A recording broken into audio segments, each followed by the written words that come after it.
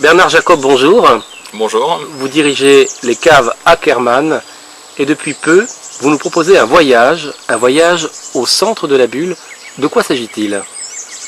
Alors, il s'agit d'un vrai voyage au sein de nos caves pour découvrir cet univers fascinant qu'est le monde des bulles. À travers l'histoire de la société Ackermann, de son fondateur, et puis à travers aussi des œuvres artistiques qui ont été créées pour l'occasion. Alors il s'agit d'une sorte de parcours initiatique qui oscille entre l'art et l'art de la bulle. Pourquoi vous avez choisi de vous positionner sur quelque chose d'assez touristique? On est un peu loin du vin finalement. Oui, on n'est pas si loin que ça. Le vin est l'œuvre de l'homme aussi, et donc comme l'art l'est également. Donc il y a une proximité, je pense, assez naturelle entre l'art et le vin, d'où cette coexistence en fait des deux dans nos caves. On montre aussi bien sûr notre métier, notre savoir-faire parmi ces différentes œuvres artistiques aussi.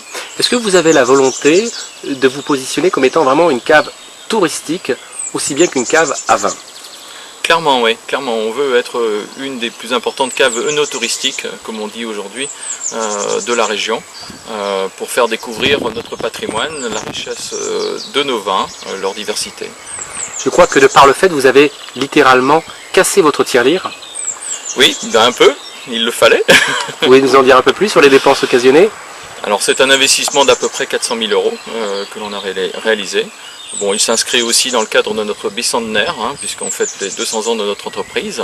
Et donc, bon, il était, je pense, normal de partager aussi cette histoire avec tout le monde. Et bon, pour ça, il faut la mettre en scène, bien entendu, quoi.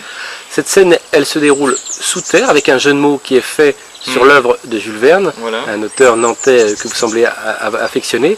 Et durant cette visite d'une heure et demie, on découvre effectivement des éclairages sublimes de vos caves. On découvre également des œuvres artistiques. Est-ce que vous pourriez développer un petit peu?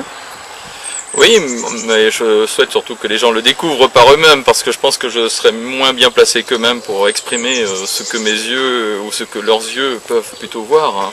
Eh bien, je propose aux internautes de Sommer Kiosque de consulter notre galerie de photos et tout simplement aussi de venir vous rendre visite. Merci infiniment au nom des internautes de Sommer Kiosque. Merci beaucoup. Julien Goudot, bonjour. Bonjour. Vous êtes responsable tourisme aux caves Ackermann. Nous venons d'entendre à l'instant M. Jacob nous parler de cette nouvelle scénographie que vous proposez dans vos caves.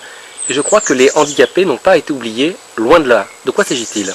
Alors oui, effectivement, dans le cadre de la nouvelle scénographie Ackermann, Voyage au centre de la bulle, nous avons initié un système de visite audio-guidée.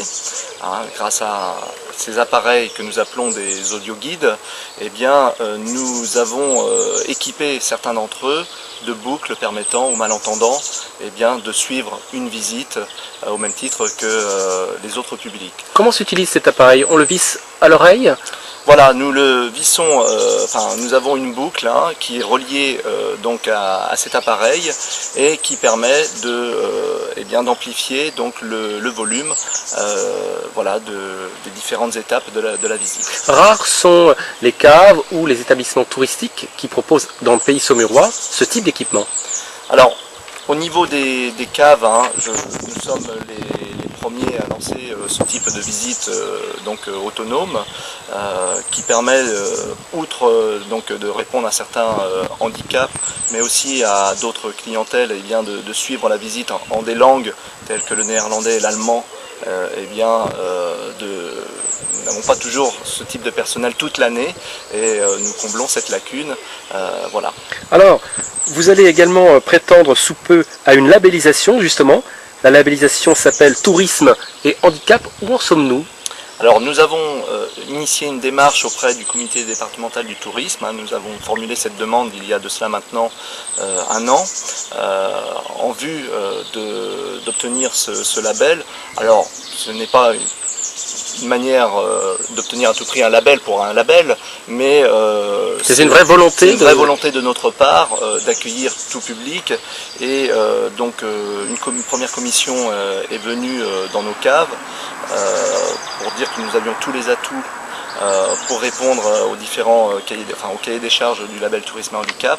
Néanmoins, nous avions quelques encore travaux à réaliser et au terme de cette scénographie, eh bien, cela sera chose faite. Merci beaucoup Julien Goudot, au nom des internautes de Saumur Kiosque. Merci à vous. Merci à vous. Geoffrey Ratouy, bonjour. Bonjour. Vous êtes historien, docteur en histoire. Les caves Ackermann vous ont missionné pour faire des recherches sur l'historique de ces caves.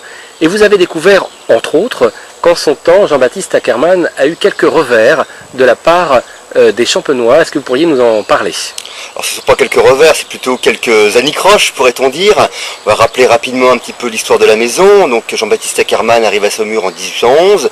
Il fonde sa maison de négoce